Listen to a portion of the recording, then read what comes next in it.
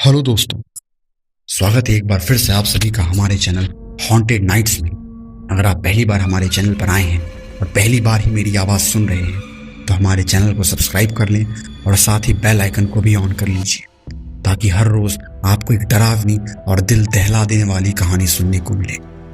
आज की जो ये कहानी है वो एक मनोज नाम के लड़के की है और वह महाराष्ट्र रायपुर का रहने वाला है। तो चलिए उसकी यह कहानी शुरू करते हैं।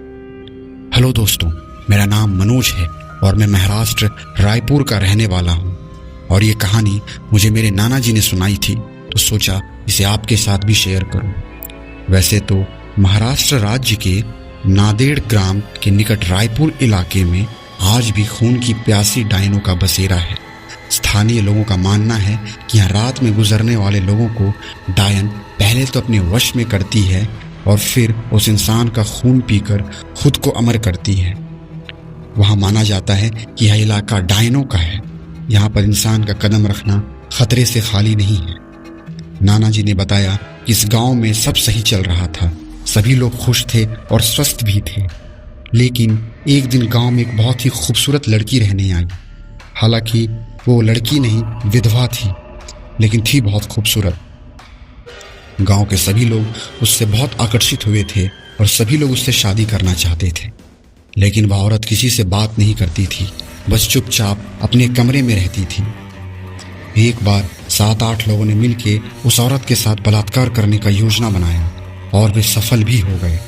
उन सभी लोगों ने उस औरत का बेरहमी से बलात्कार किया और उसे जिंदा जलाकर दफन कर दिया। 2 साल तक सब ठीक था, लेकिन उसके बाद उस गांव में अजीब सी हरकतें होने लगी।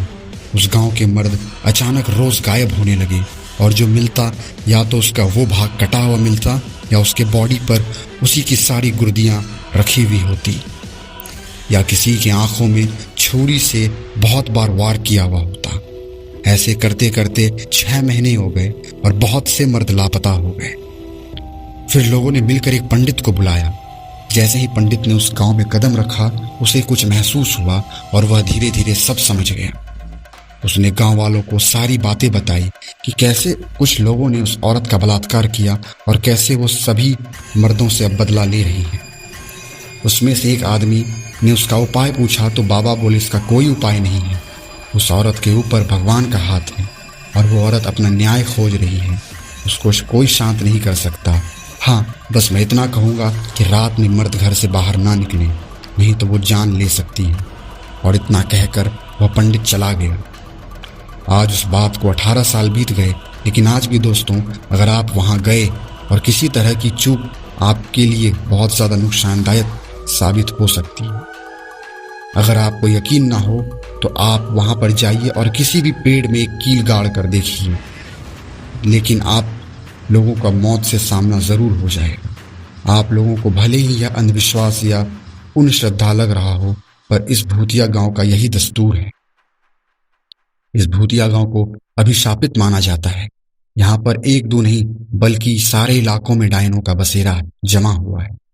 नांदेड़ के निकट इस छोटे से गांव में डायनों की अब पूरा राज्य बसा हुआ है। यहाँ पर ऐसा माना जाता है कि पहले यहाँ एक डायन रहती थी, लेकिन डायन ने कुछ गांव की कुछ लड़कियों की आत्मा को अपने वश में कर लिया और उसे अपने साथ ले गई। आज भी वह लड़कियां इन डायनों के साथ मिलकर खुद को अमर रखने की कोशिश करती है। यह गांव की वही जगह है जहां वास्तविकता में यहाँ के पुरुष को रात में निकलने पर प्रतिबंधित है। कब किस कौन सी जगह पर डायन उन्हें अपने वश में कर ले कोई नहीं जानता।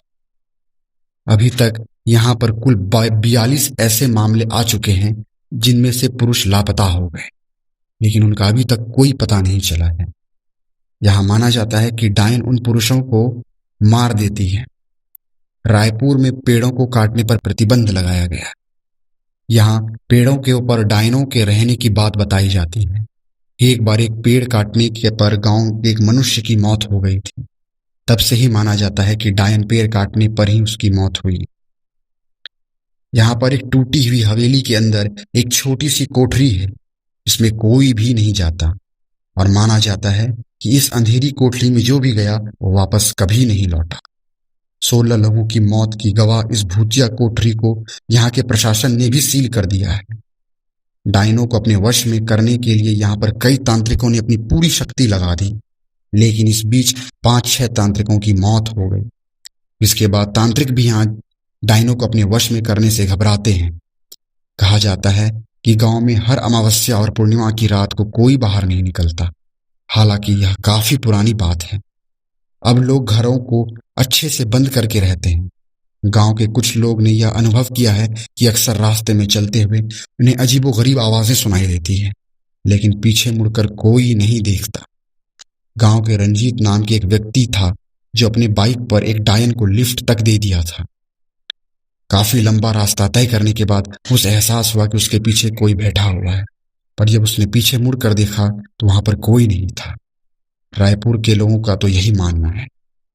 तो दोस्तों, कैसी लगी आपको ये कहानी? अगर आपको ये कहानी अच्छी लगी तो अपने दोस्तों के साथ इसे शेयर जरूर करें, और आप भी कमेंट करें कि आप रायपुर के रहने वाले हैं और आपने कुछ ऐसा सुना है या नहीं।